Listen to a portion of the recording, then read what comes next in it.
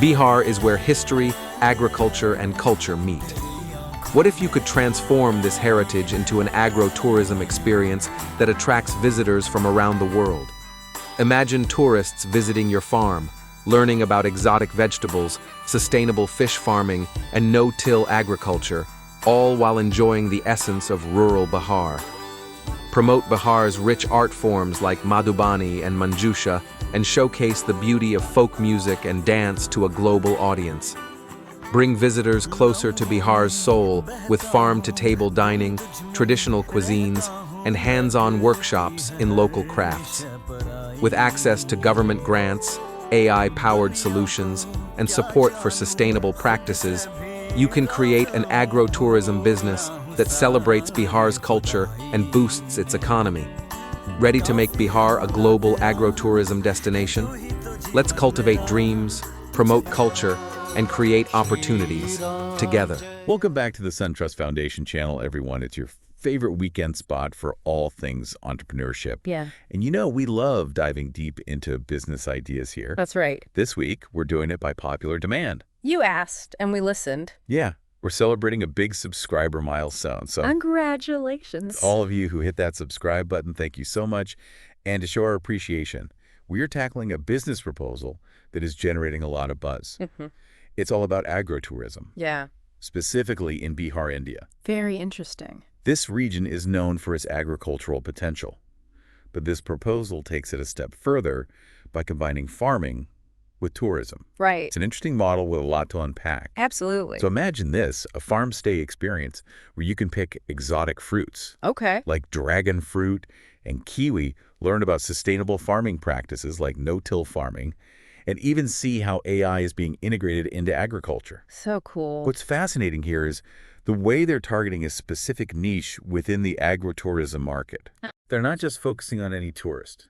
They're appealing to the eco-conscious traveler who's also interested in unique culinary experiences. Makes sense. That's a really smart move considering the growing demand for organic and exotic produce, especially among urban consumers who are becoming more aware of where their food comes from. Absolutely. And this proposal cleverly taps into that trend by offering a farm-to-table experience. Right. And they're not stopping at fruits and veggies. Okay.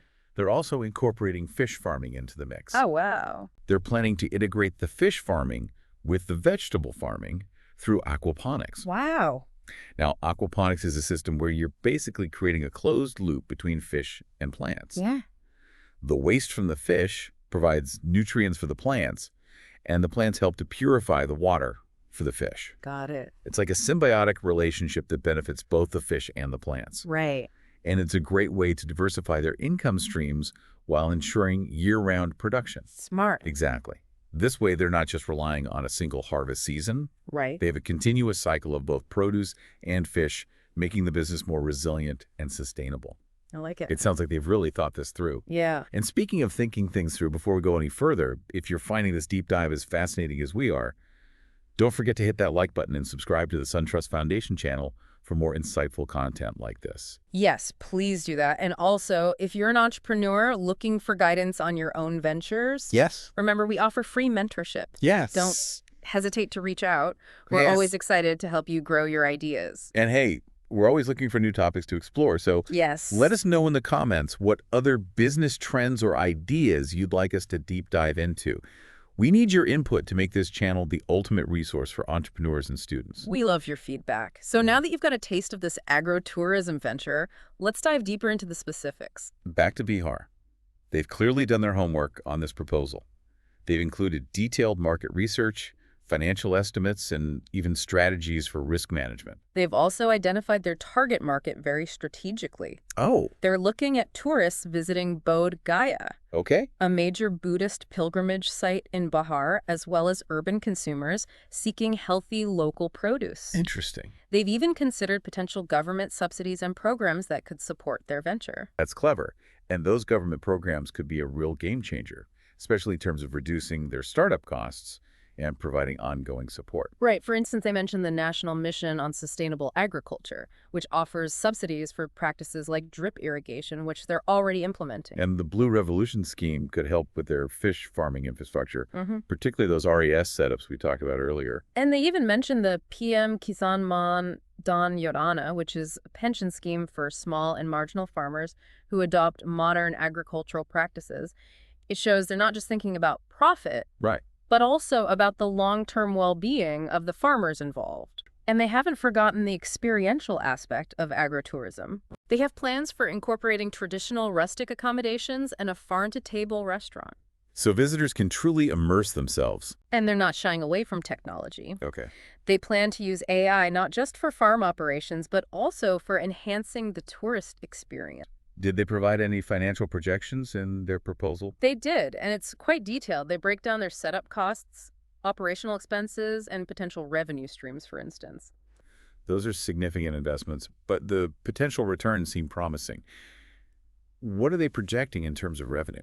Well, they projected that sales of produce, vegetables, fruits, and fish could generate 3 to 5 lakhs per acre annually, and that's not even including revenue from agritourism activities like farm tours, workshops, and their farm-to-table restaurant. Okay, so that's a pretty solid base. And how much do they think they can make from those agritourism activities? They estimated that those activities could bring in an additional 1 to 2 lakhs per month. So if we combine the produce sales with the agrotourism revenue, they're looking at a potentially very profitable venture. But have they factored in any potential risks? They have. They've highlighted the importance of crop insurance to protect against losses due to weather or pests. They've also factored in aquaculture insurance for their fish stock and general liability insurance to cover any visitor-related incidents. It's clear they've thought vision into reality. Absolutely. And that brings us to a crucial point for all our listeners out there.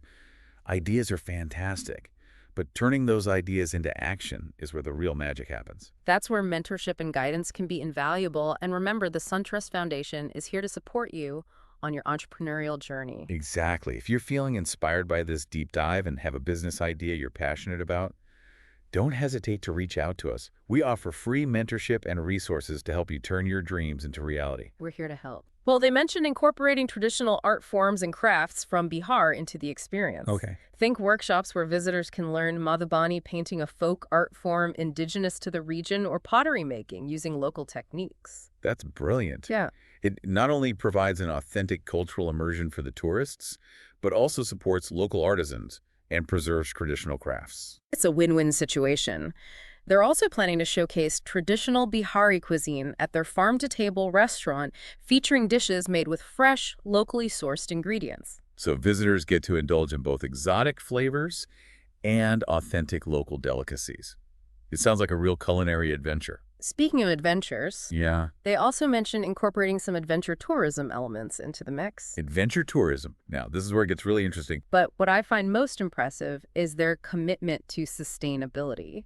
They're using sustainable farming practices, conserving water, promoting biodiversity, and supporting local communities. It's a holistic approach that benefits not just the business, but also the environment and the people involved. Well, one of their key goals is to create employment opportunities for local residents. They're planning to hire people from nearby villages to work on the farm, in the restaurant, and in the tourism operations. That's fantastic. It's not just about providing jobs. It's about empowering the community and giving people a stake in the success of the venture. They've also mentioned plans to provide training and skill development programs to enhance the employability of local youth and women. So they're investing in the future of the community by equipping people with the skills they need to thrive in a changing economy.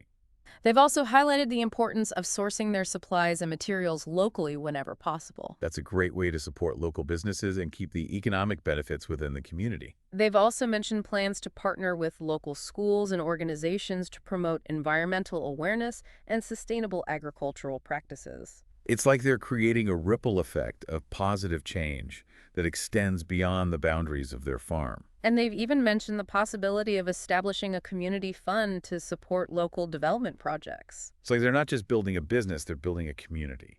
And it's a reminder that business success is not just about financial gains. It's about creating a positive impact on the world around you. And that's a message we're passionate about sharing here at the SunTrust Foundation. We believe that entrepreneurship can be a powerful force for good, and we're committed to supporting entrepreneurs who are driven by both profit and purpose.